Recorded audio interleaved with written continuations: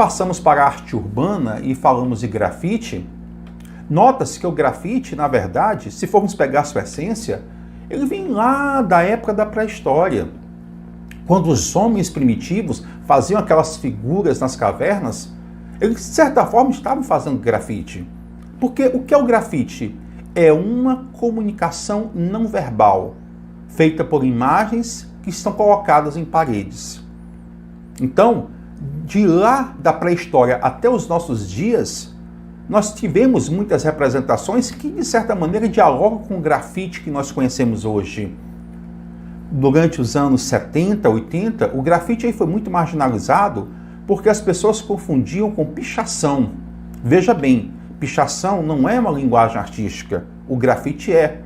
E o grafite e a pichação, eles disputam o mesmo espaço, o espaço urbano dos muros.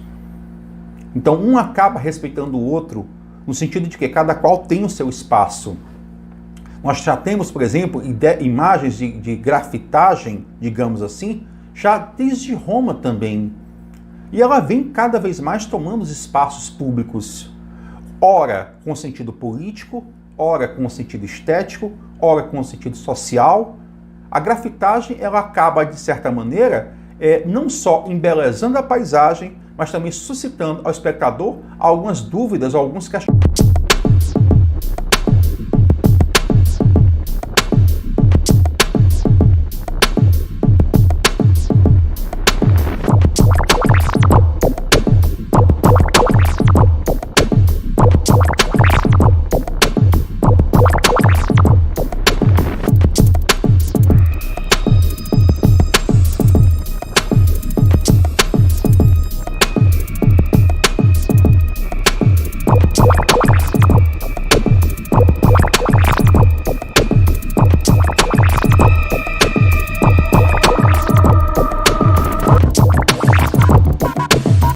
Falando de alguns grafiteiros e muralistas brasileiros que chamam a atenção, os primeiros que nós vamos tratar são os gêmeos, o Otávio Pandolfo e o Gustavo Pandolfo.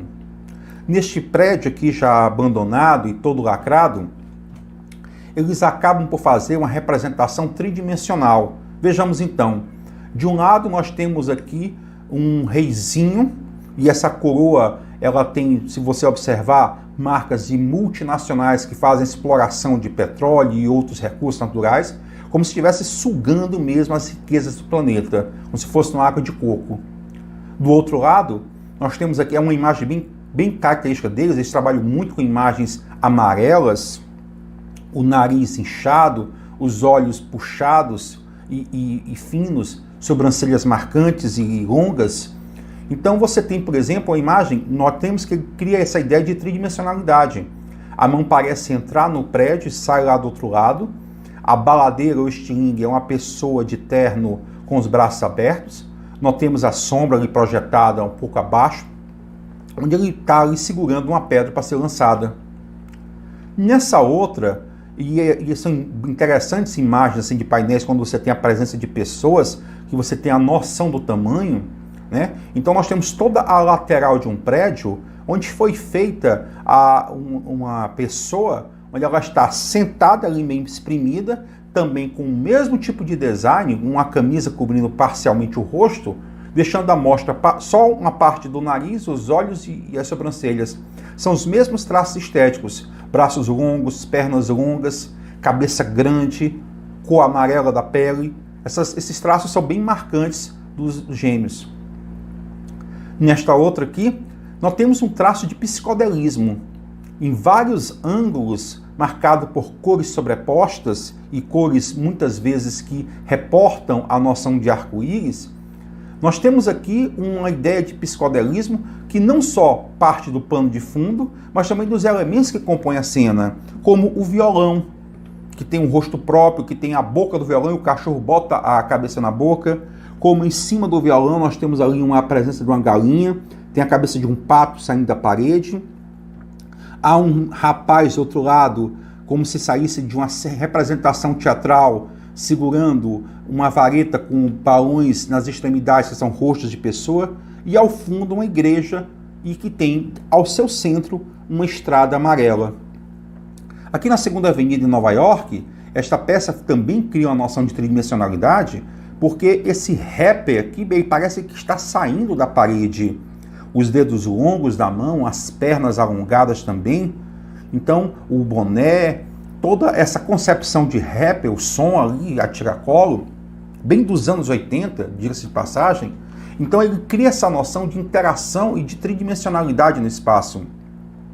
Essa aqui em São Paulo, ela é bem interessante, porque não só você consegue ver como é que é a concepção estética do corpo, um corpo roliço, pernas longas, braços longos e finos, a cabeça grande, mas como ele usa o ângulo da própria arquitetura urbana para espaço artístico, dando a noção de que a nossa figura ela está encostada nesse ângulo. Observe, por exemplo, a sombra ali das pernas. Bem, o Eduardo Cobra é hoje tido como um dos maiores muralistas do mundo. É um paulistano na casa dos seus 40 anos e tem murais em todo o mundo. Nas Américas, nos Estados Unidos, fez a campanha da Hillary Clinton, tem murais, né, pela Europa, pelo Oriente Médio, no Japão. Então ele é um muralista que trabalha muito essa ideia de hiperrealismo, que veremos no próximo encontro. Quando a gente observa essa imagem do Drummond, a primeira impressão que nós temos é que ele trabalhou no Corel ou algum programa parecido. Mas, na verdade, tudo isso aí é grafitagem. Ele faz a técnica do quadriculado, isto é, ele quadricula a imagem e vai pintando quadro por quadro. É assim que ele consegue fazer painéis, por exemplo, muito grandes, como este do Mário Quintana, feito recentemente. Observe ele lá em cima do prédio.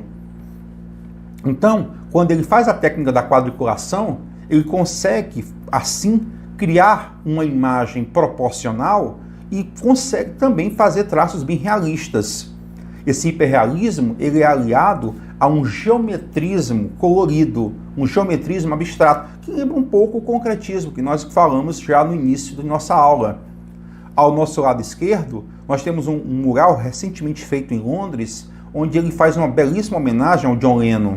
Já em Recife, no Capibaribe, ele fez um belíssimo mural do Sr. Luiz Gonzaga.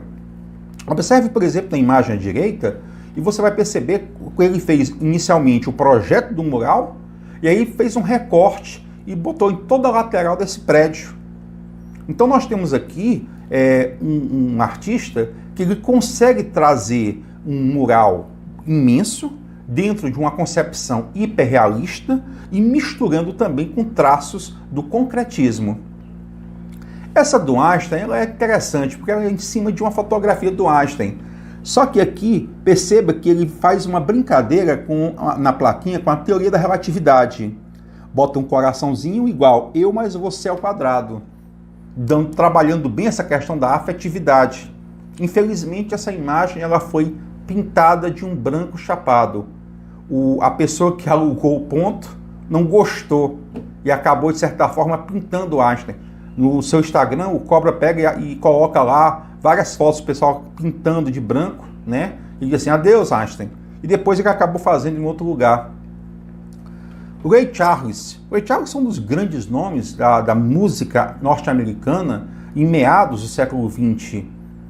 E ele pegou aqui a fotografia que foi publicada na revista Rolling Stones.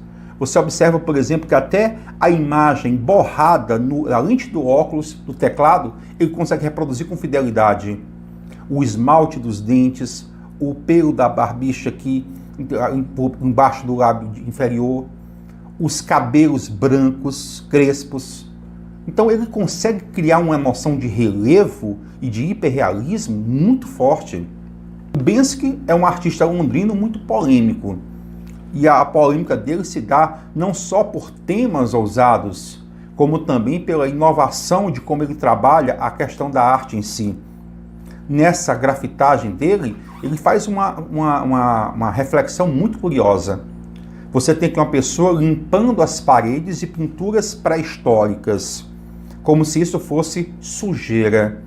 É como ele coloca a não valorização da obra urbana, tida por alguns gestores públicos.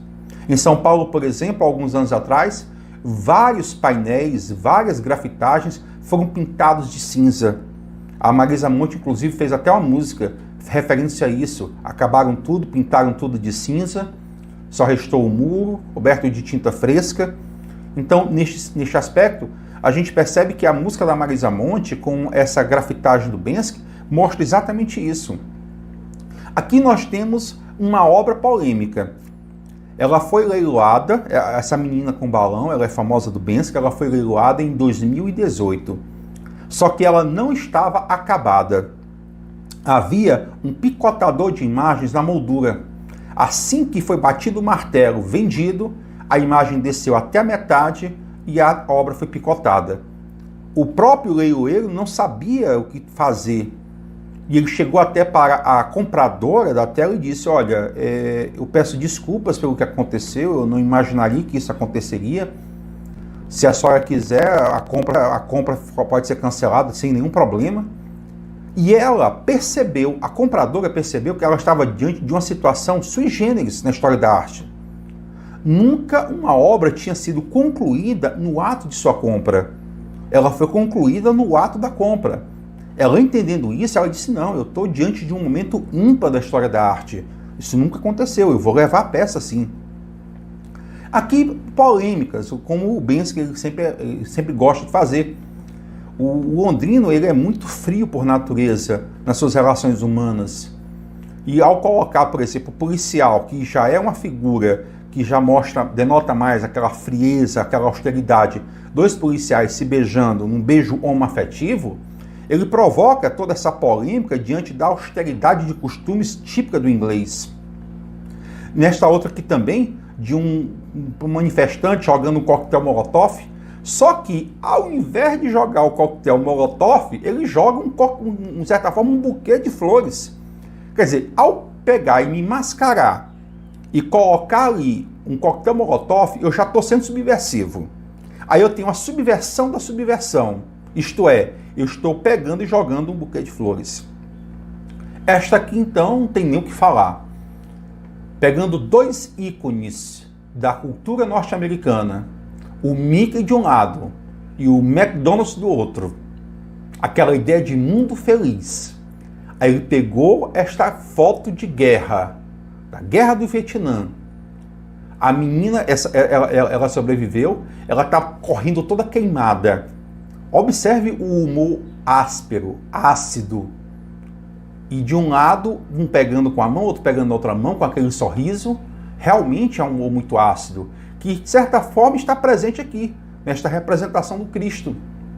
Ora, quando nós falamos de Natal, a coisa que vem à cabeça de muita gente é: eu quero de presente no Natal isto. A pessoa já começa a combinar o presente de Natal 2 meses antes. E se for aquele presente muito caro, já começa a preparar o bolso do pai ou da mãe. Olha, eu quero isso aqui de Natal.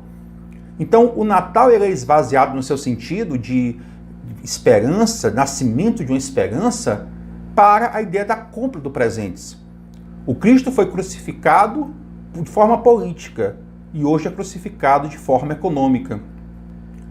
No nosso próximo encontro, daremos prosseguimento às artes plásticas que marcaram o século XX e XXI, trabalhando dentro de uma noção de contemporaneidade, especialmente no Brasil.